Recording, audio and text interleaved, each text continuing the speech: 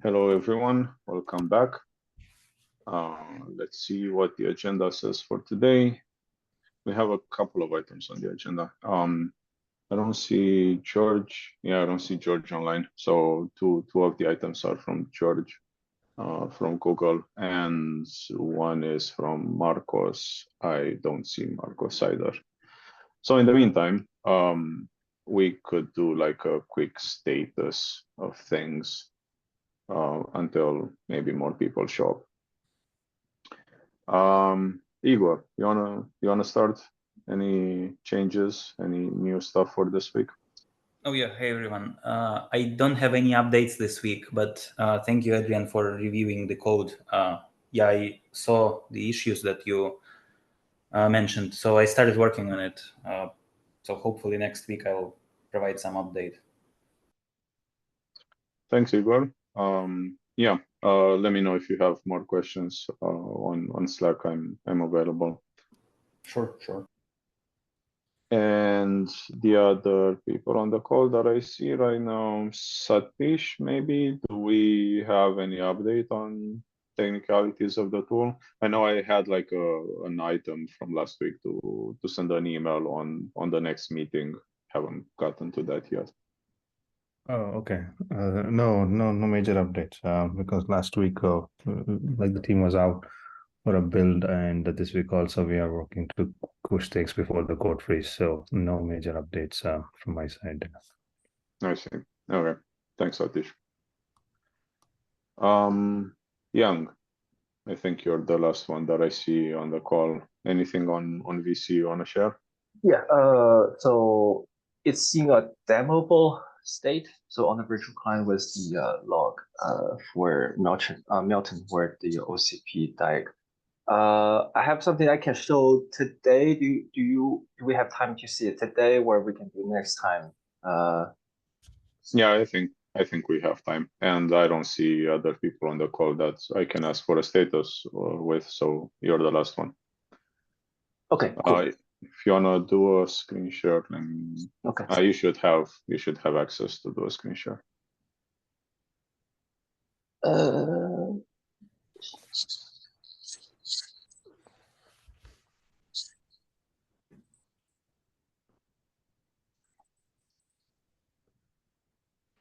Okay, can you see it?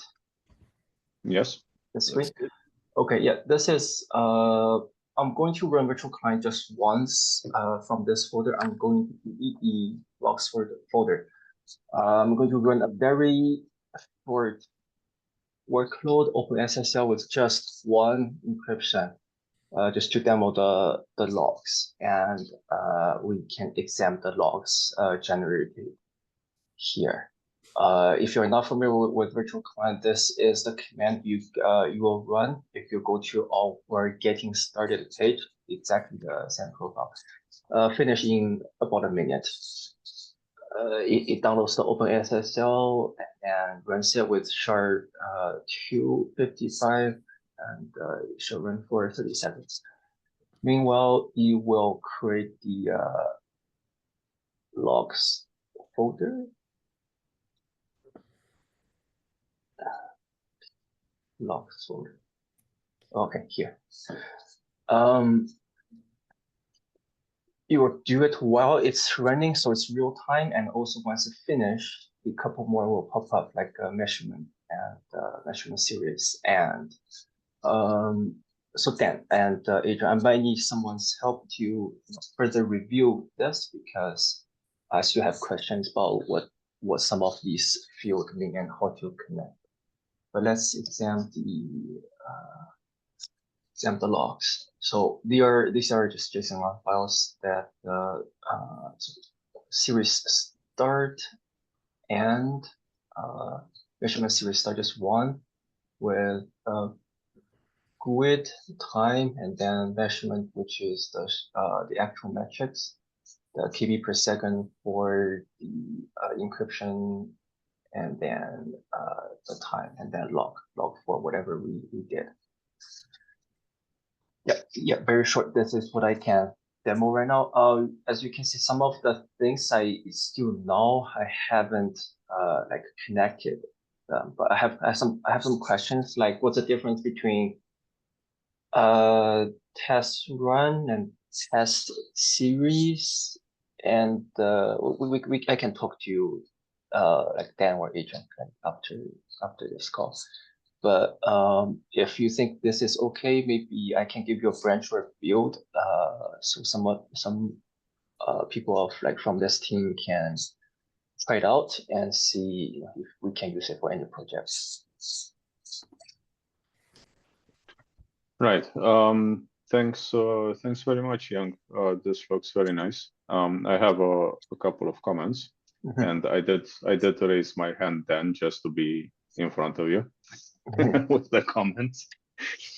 So first of all, these separate files, they're kind of supposed to be a single output, right?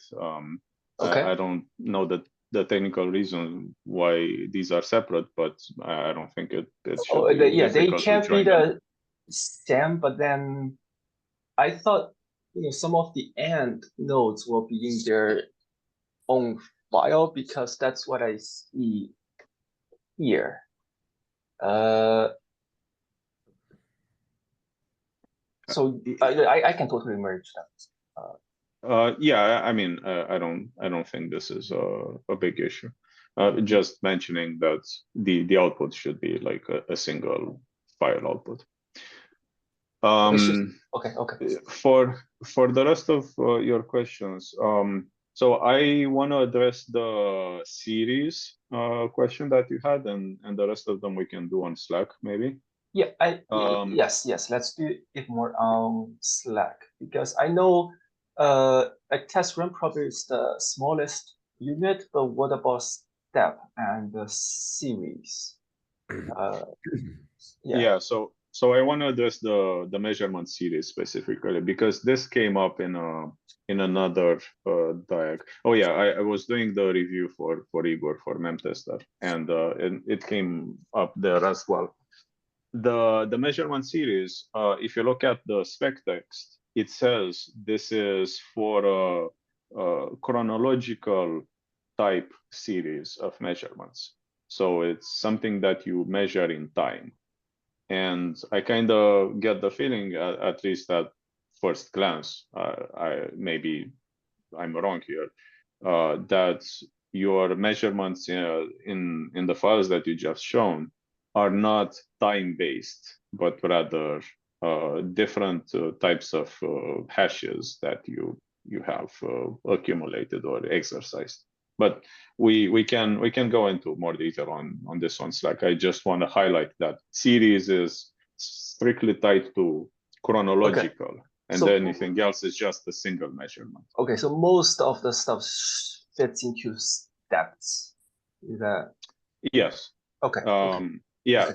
So that's why this schema looks like this. A test step artifact is a container for a test step start or a step end or a measurement or a measurement series start and so on. Okay. Go ahead, Dan. Yeah, I think Adrian's obviously hit on a lot of it, but I was thinking the most effective way to get this into the actual format, because you're 90% of the way there. You've got all the messages and everything. They're missing the foreign keys, and it looks like there were a few other little errata that I just noticed by quickly glancing at it. But I was wondering if you could share your output. We can artificially put it in one big file for now, and then we can kind of say these are the things that we would have to change, like the missing step IDs and things like that we mentioned. And then that way you can kind of get everything all at once rather than, getting lots of staccato feedback from people, right? No, I can change this into one single file like in a couple of seconds. It just I misunderstood this list here and thought I should. Yeah, no worries at all. Like I said, it's very clear you've done the hard work here. Now it's just kind of fixing the IDs and getting it in one place. And then I think honestly, this looks really good. Okay, yeah, and yeah, my recommendation is maybe do we have like a use for this at OCP Lab or Google for some of the tests? Like, can we have someone manually test it and see how how much distance we got, and then we do actually. We're planning to use this like urgently. Actually, to be honest, we're going to use it in place of our Perfgate diags to try to start opening up more of not our diagnostics, but more of our performance measurements and things that we use for cloud. So yeah, definitely we do. Okay, yeah, thanks, Dan. I met with Eric actually yesterday, and it would be great to if you could give us like a list of the workloads you are intending to run, so we can make sure we harden those with this to make sure you run into as less issues as possible.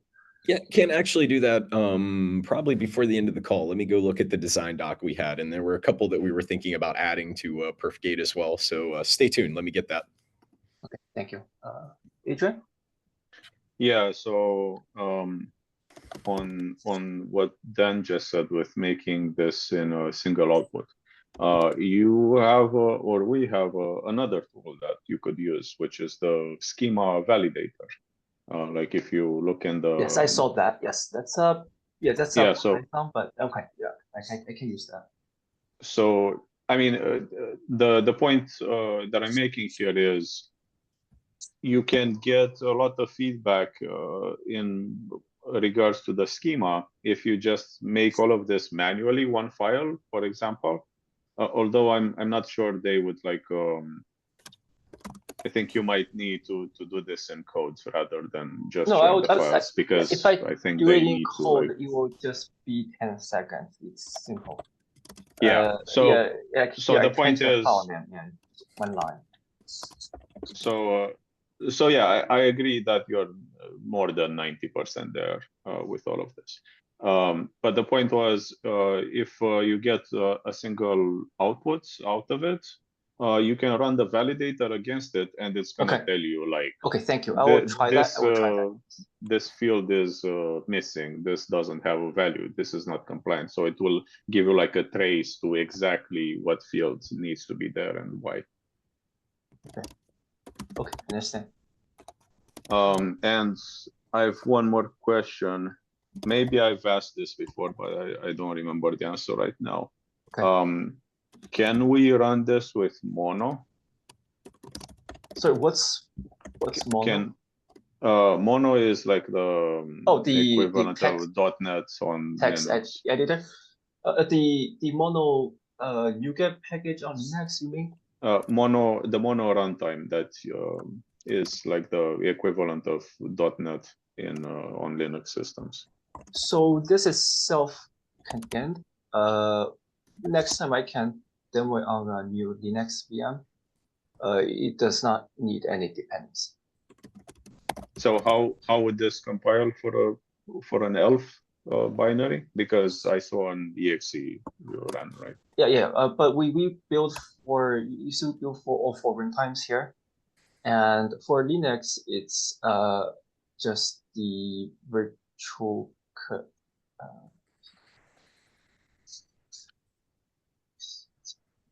So you already built on ELF and SOs. Yeah, you don't need mono. I see. I know what you're talking about. No, it's self-contained. You don't need to do any dependencies. I see. And can you tell me a bit about the build system? Like, does this require Windows to build? No. So this is GitHub. If you can see, we have both for Linux and Windows. In Linux, it builds Ubuntu VS.NET runs on Ubuntu, and then we package it to all the repos that we support, which is essentially all the common ones. Red Hat, Ubuntu, like Debian, like everything. So to install, you don't even need to download the zip. You can just use DNF or apt-get or YUM. You just need to add the repository here. This is the only thing you can do. I see. Okay, yeah, this is great. Actually, since we don't need to do anything else. But I'm asking these questions also from the viewpoint of let's say maybe some users would like to compile from source. Yeah, building from source, building on Linux, two commands, build. Sorry, just Okay, one so command. so Build so you as- have this. Yeah. Okay, so It's in the all I want to know right now is that there is a way to do this. Okay. Yeah. Install .NET SDK, then this one's good. I see. Okay, cool. Thanks for all of the answers. I apologize. I have no idea how to stop this thing. I am not sure I can stop it for you actually. I can quit and then rejoin. Don't quit. Like just leave it as is if you don't want to. Oh, I found it. Okay. All right, cool. I have a quick question, Karen. Do you know if someone was looking into VC usage on our side?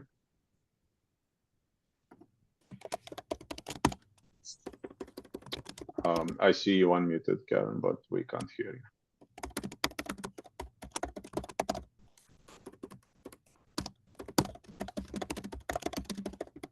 Yeah, still nothing. I will mute Dan though, because his keyboard is too loud.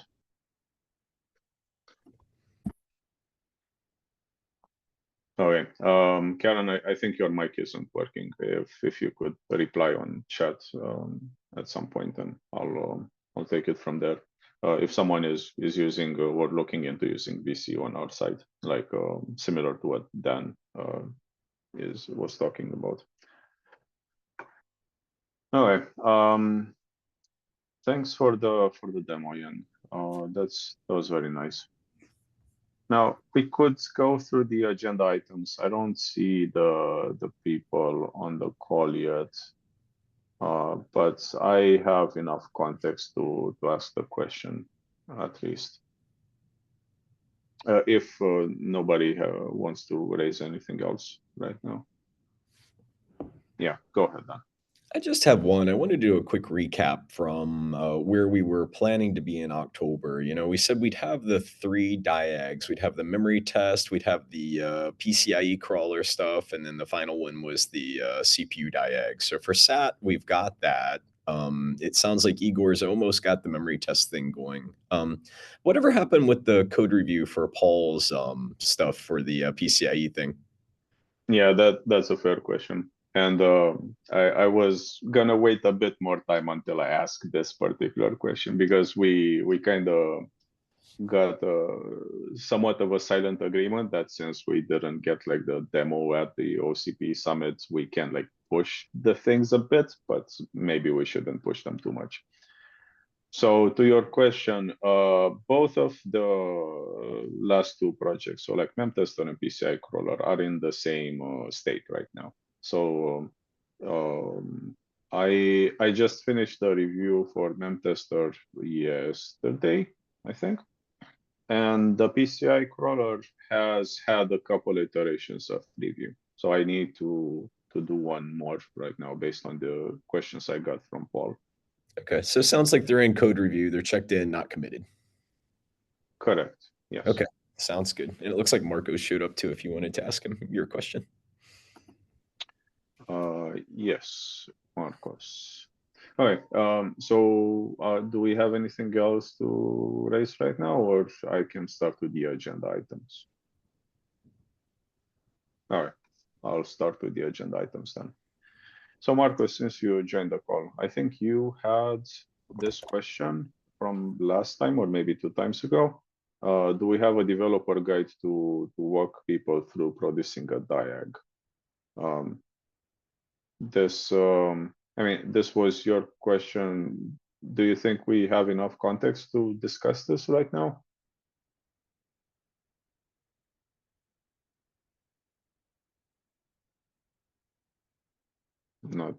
Not getting anything from Marcos. Sorry, I just finally got connected. Yeah, so I was saying, did you get the question earlier, or should I repeat it? No, I did not. I had a hardware acceleration disabled on my browser, which meant I couldn't actually work Zoom. Yeah, no worries. I'll repeat the question. So this was actually your question from maybe a week or two ago. Whether we have do we have a developer guide to walk people through producing a diag? Yeah. And I was asking, like, do you think we have enough context to discuss this in the call right now, or is there more detail to this? Sure. I mean, at a high level, so just to give you guys, we're engaging with some of our suppliers to provide some tooling for OVD validation. Oh no, OS on-site validation. Yeah, that one. When we have a failure on the production line, they want to validate stuff at the factory before we ship it to the vendor.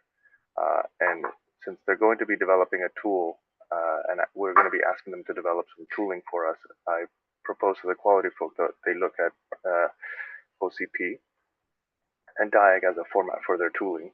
And then we met with some folks from Meta as well. Thanks for Vincent to connect us.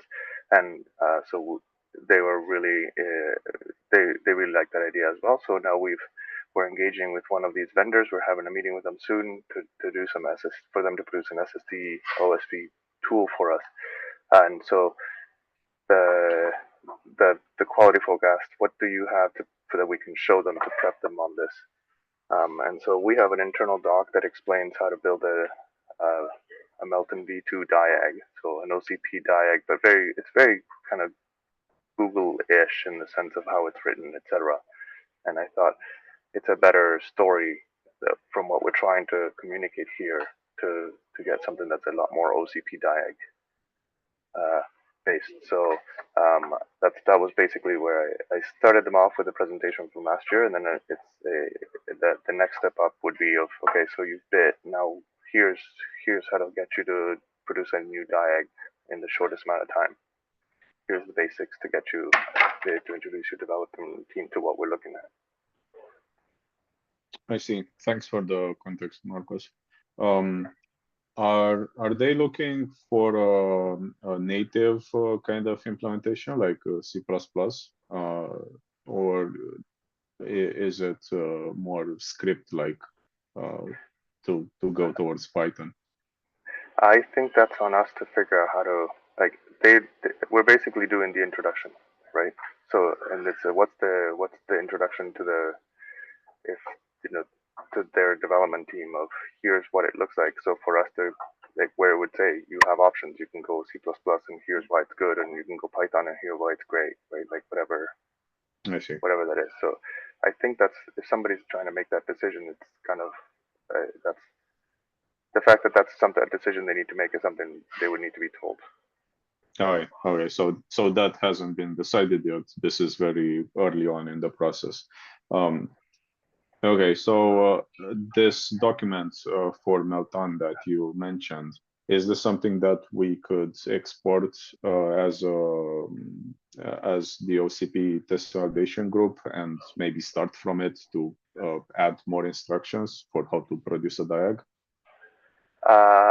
It's the one Tom produced. I'll have to have a look to see if it's how internal or not. But I don't see a reason, like, there shouldn't be anything weird or secret in it. So it's probably worth use as a starting point. Yeah, I mean, that's exactly why I'm asking. It would be useful if we have already something started, so we don't start from scratch, and then we can add to that, like, how do you make a decision between languages? How, and this, now that I think about it, this kind of intersects with the packaging aspect as well, which is like a different question. Okay. Thanks for that, Marcos. Should I put you in with an action to look at that document? You wanna take that? Sure. Yeah. So I'm looking at the presentation right now, and it's definitely, it mentions very much like the Google internal, like kind of our end solution and stuff, kind of the open test and some of our product names, etc. Because the document we have, we used with one of our partners to explain to them what we were asking them to do when we asked them, hey, all of that code you guys have written for us, we'd like you to make that, turn that all into effectively Melton OCP diag stuff. So it was very much targeted to one of our JDM partners. So I think there's content in here that we could rip out, but it's not something that I can share with a third party. I see. So I put in an action on the meeting notes. If you want to look into that and see if we can actually use that as a starting point, obviously after removing the sensitive stuff, right? Yeah. All right. Question from Brian? Yes, actually, in regards to the document that you're referring to, do you think that would be something you would share out in the next couple of weeks? I certainly can. I mean, I think there's something that I got from Vincent as a starting point, and I could see just grabbing content from this thing and copying it into that one, then making it match that style sort of thing, and then kind of to extend that. So it seems like it's already a shared doc. I can definitely contribute to that. We also had it when we were early getting started on this. We have multiple teams that work with inside of the virtual client code base or platform, develop things for themselves. We had to put some thought into the same kind of question early on. How do you all different types of questions that folks ask when they're thinking about onboarding something. For example, do I have to program in this language or that language? How do I integrate it if it's in this language, which is not the same language that virtual client is in? We had put down a little bit. I'd like to take a look at your document, but also willing to kind of point you at the one that we thought through, just to see if it's helpful. Yeah, sounds great. So I think, as I said, Vincent sent me a doc through the chatting Slack, and so I passed it along to our friend, our people inside, saying here's an OCP thing, but it's very much a work in progress. So I can try to contribute. My plan was to just contribute to that doc with similar, like the existing content, and it is very high level still, right? Like it is very much kind of telling the story, but in a more technical, succinct way than the 20-minute presentation where we're really doing the big pitch, which I think is the right introduction. Like it's a good way to spend 20 minutes. One of the concerns we got was that it's for non-English native speakers, that the video is maybe not the best and they want the deck. So I don't know. Let's see. Yeah, I agree. It's a great way to start. I mean, folks as they're approaching, so we get, when folks approach us, they ask this very same question. So high level, just an understanding of what am I even doing here? I know what I want to test, but what am I doing? How am I doing this? How do I imagine, like, if this was a set of bullet points or check boxes, I need to be able to check off what are those check boxes so I can make sure I've done those things. I think it's a great start for sure for folks. It's very helpful. Something that Dan said a long time ago that made a lot of sense to me is that being able to spend, like, here's 15 minutes. In 15 minutes I've done something and I've made progress. Then but if it's 2 hours later and I'm still fighting through to trying to understand, then that's not a great, like, I'm just going to move on. So I think we got to figure out how to get to that state as well. But this doc, there's a difference, I think, in the quick start guide and allowing you to understand what this is and how it could solve one of your problems. Thank you for sharing. I have a quick question for you, Brian. This document that you referenced inside Microsoft, is that something you would be able to share in open source, like under this project? Yes, it's actually the document's already in the open source documentation for virtual client. It was tailored towards original needs by our teams, but there may be some things that, as we ourselves were having to onboard workloads or monitors, just things notice were like this. If developer thought about this to begin with, it would have made this job easier. just some things, recommendations more towards if you're going to develop something that's going to integrate with a platform. Here are some things you can at a high level you can do that would make the job easier for folks, and presumably for you if you're having to do the onboarding. So yeah, we can. I'm happy to share it. I'd like to kind of converge this document with the same thing that Vincent has provided. This talking about would be great because it's a question we get a lot. Yeah, we're on the same page with this one. I'm thinking that this is like a very good candidate for a wiki, maybe on the main OCP DIAG core repo. And based on what Marcos suggested, I think it would be useful to have like a quick start guide wiki. So this is how you start a DIAG, like maybe with some code samples with the different APIs and all of that.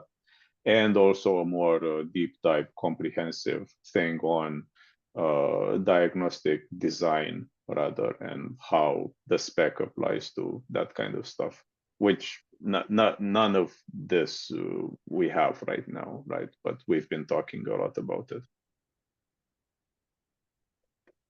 Yeah, it's a lot of value. Very helpful for folks as there for what Marcos has said. It's absolutely true. If even we are looking for something and the documentation seems inviting right off the bat, we're probably going to stick around.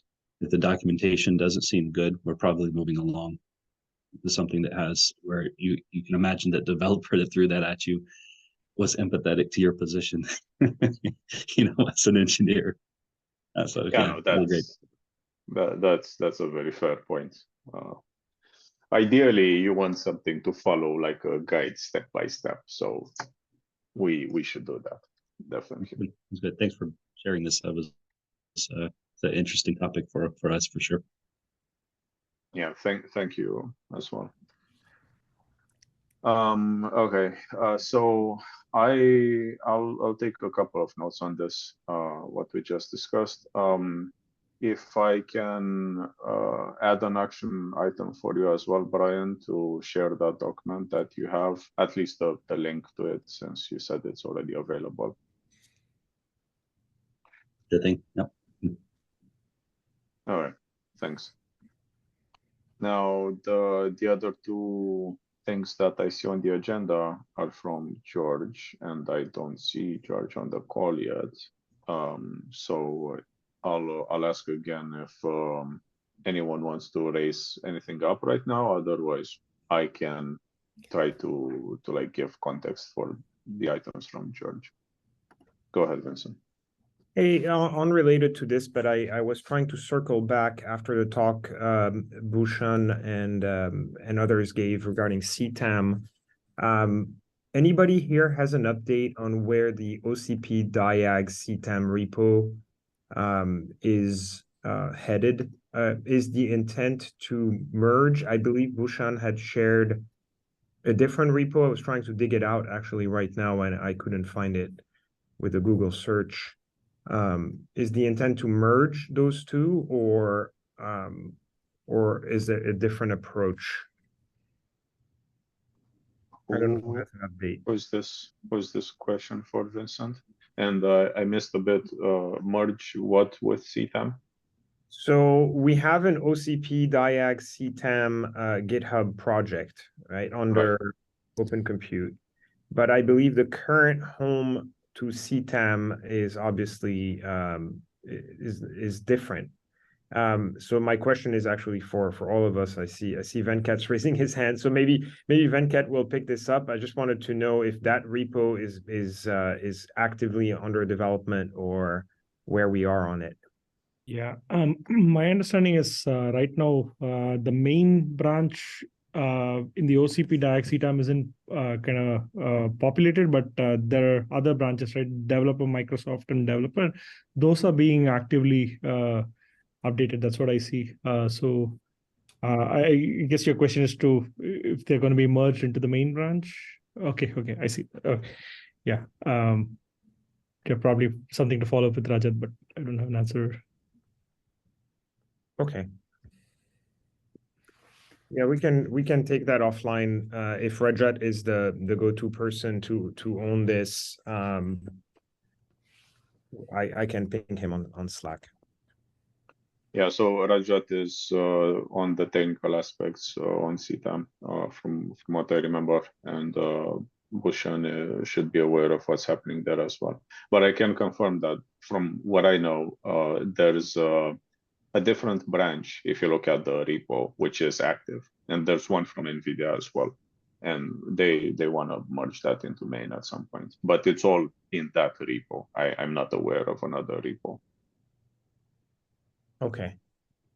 Okay, thanks, Adrian. Thanks, Venkat. No worries. All right. I see George joined the call. So we've been waiting, George, to discuss some of the agenda items that have your name on them. Let's start with the easier one, I think, the quicker one, which is with the skip reason in test run end. Do you want to give a bit of context on that? Sure. Yeah. So the idea is that in unit tests, when we're testing these OCP diags, we want to be able to tell the difference between skipping because of platform A versus skipping because of platform B. And in the skip message, well, it's really just that you get a test run end artifact with a skip status, and there's nothing really to indicate why it was skipped other than a log message, which we're trying to see if maybe we can avoid using the logs to assert, to make test assertions. So we want to see if maybe we can adjust the spec to include some skip reason in the end artifact or something, I don't know, something we can use.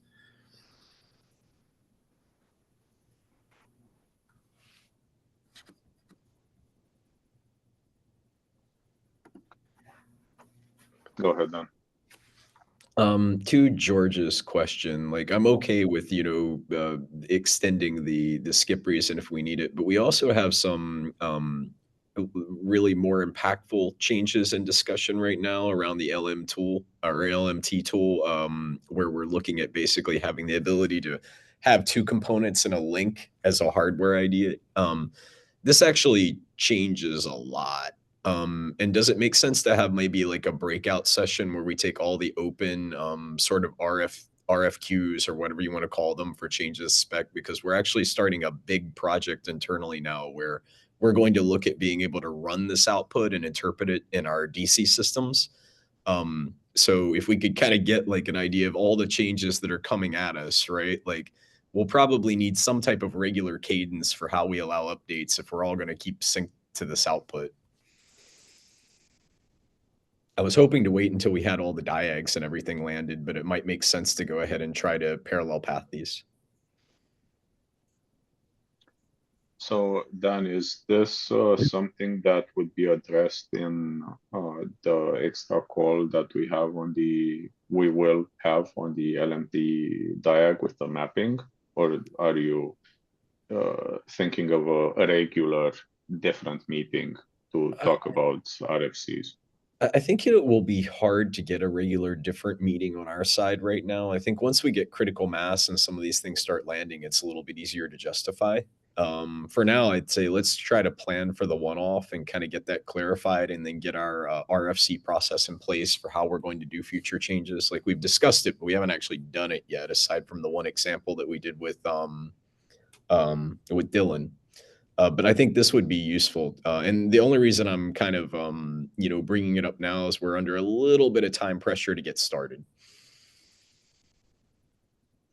So the last discussion on this was that we would discuss RFCs in the calls here, like with the people involved live, after they have been proposed, like in a GitHub discussion. We don't have any of those right now.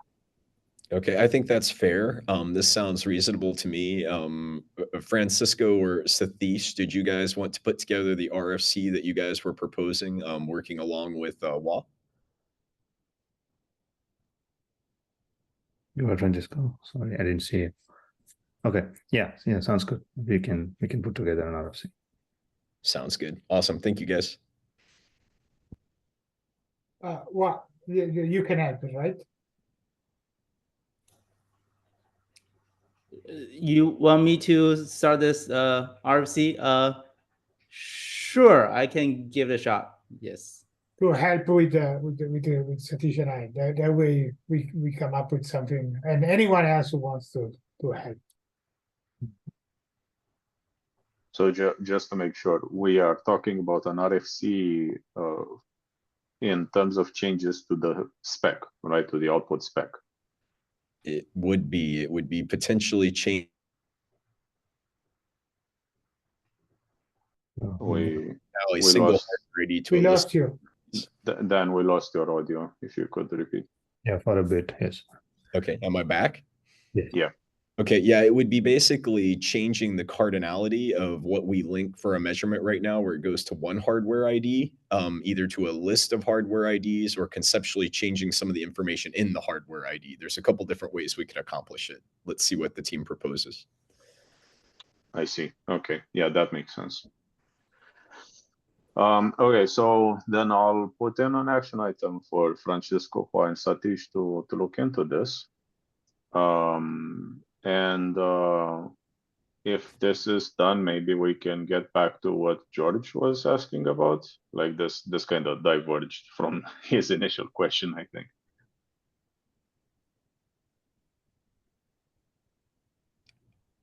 I'll jump in since George isn't. I think basically we'd ask George to do the same thing, create the RFC, and then we can review it on the next call. Okay. So I do actually have a comment on what George was saying, but I can add it to the RFC discussion, and it makes more sense to be there. Okay, so I will add two more actions with creating two discussions on the GitHub OCP diag core, probably to talk about these. And we have 10 more minutes. We can start the discussion on the location of the API on hardware interface for hardware abstraction layer. Well, different things. This came from George as well, but we didn't finish any of this discussion last time. So the question is, where are we at right now with this? Like, do we want to have like the Python bindings for the hardware layer? Actually, let me ask this differently, because this is a bit confusing to me now that I think about it, and maybe it would be useful for other people as well. Could you, Dan, or George, maybe explain in a bit more detail what HWI and HAL is? So I would love to, because I had like 8 meetings about this yesterday. Let me turn it into a real world challenge, right? So one of the things that I think that Marcos was referring to earlier is we have some of our vendors creating some diagnostics for storage devices for us, right? If we want to use those diagnostics in manufacturing, we're good, right? And let's just make it really, really simple. We do some type of process to inventory the storage devices. We'll say that they're disk, right? We get a block name for that. So I'll just say /dev/SDA /ASDA1, something like that, right? Those are the things that we want to test. In the OCP format, those would go up into our hardware infos, right? And then we would record data against SDA0 or SDA1 or something like that, right? The challenge is we want to have the universal name for those things that's like a well understood agreement between us and sort of our data systems in our data centers, right? Those use a really proprietary naming scheme for physical devices, whereas what the manufacturer or the vendor can probably provide us are serial numbers of the devices that would be the unique names, right? But the serial numbers don't actually correlate at all to what you need to pass to the diagnostics to try to go and get them to run. They care about what block device do I want to run on. This is what the HWI does for us. It provides a standard way of kind of querying data about what is in the system, and then how do you name that? And then what are all the keys that you would then go and pass that to whatever your diag or whatever happens to be? Does that kind of help clarify? Like if you look at FIO, for instance, since I think everybody kind of is familiar with that one. You don't pass FIO like a list of serial numbers, right? You pass it a list of disks that you want to operate on. The problem is those list of disk, that's a logical name that can change around and jump around, right? It's not necessarily tied to a physical device where we want to record our data against it.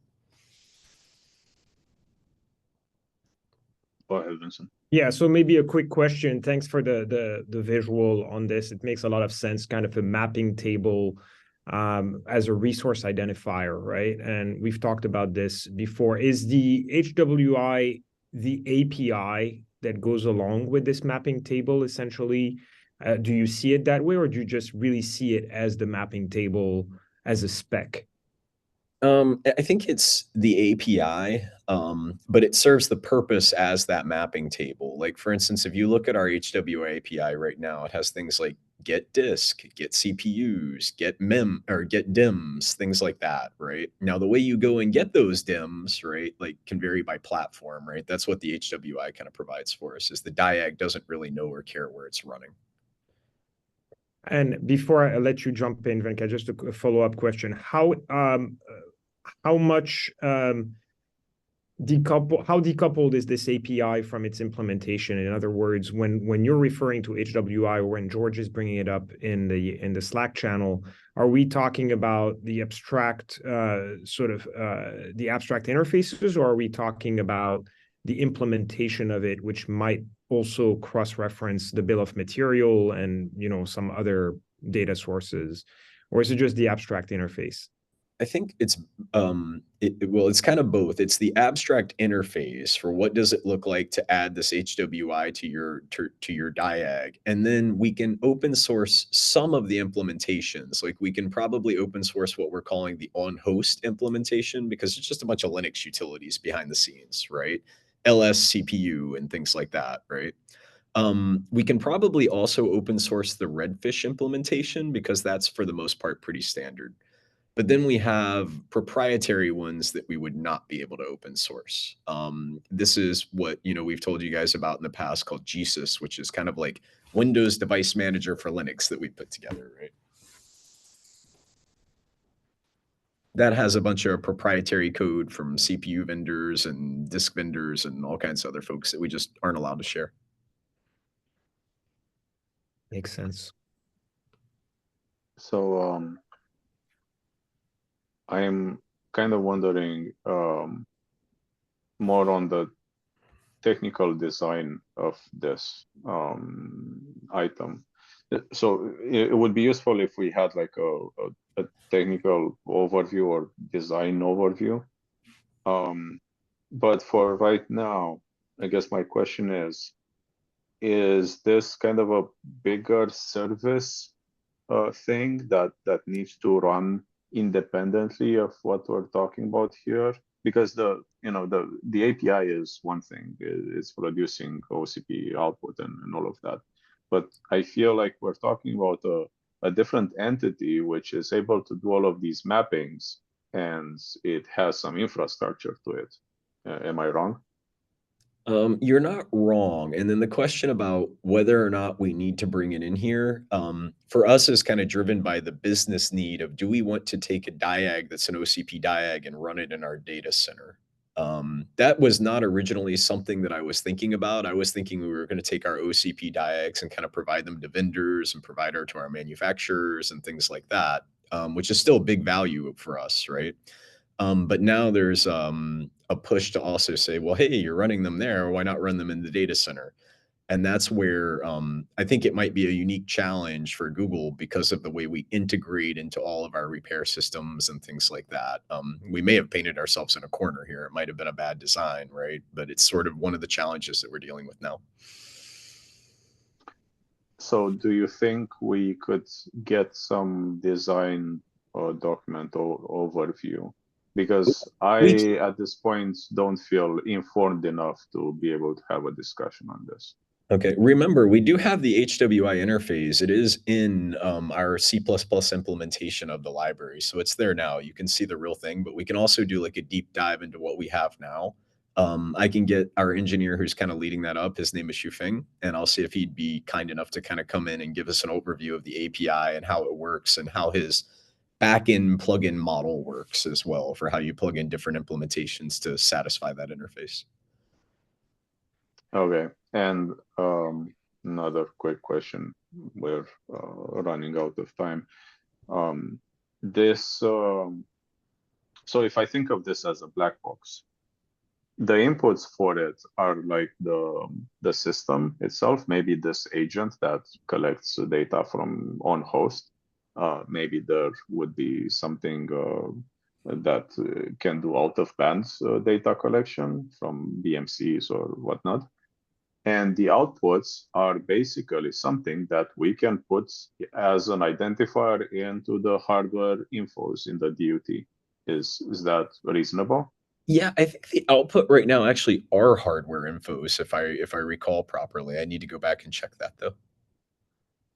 Okay, so generally speaking, what I just said is accurate, right? It is. Yeah, totally. Okay. I've got to run, but the one comment I wanted to make, I'm sorry, Vincent, for jumping in front of you, is, to the discussion that Marcos brought up before about sort of, the 5 minutes get started. My one concern about bringing in the HWI is the complexity it adds, where if I'm like, hey, I'm a diag guy and I want to write an OCP diag, I'm scared like this one will slow people down, right? Because now all of a sudden you've got to figure out this whole HWI thing, but we can discuss that in the next meeting. If we have a good starter implementation for on host, maybe it's not scary. Maybe then we're bringing a ton of value that you don't need to worry about, right? But we need to get that first. Yeah, we need to go in more detail. Go ahead, Vincent. Yeah, let's discuss it next week. What I was going to bring up is just probably needs 5 minutes. And I think we're onto a great topic and need to follow up. So I'll pin that for next week. All right, cool. All right, so we're on time for today. Thanks everyone for joining, and we'll see you next week. All right, cheers, guys. Bye.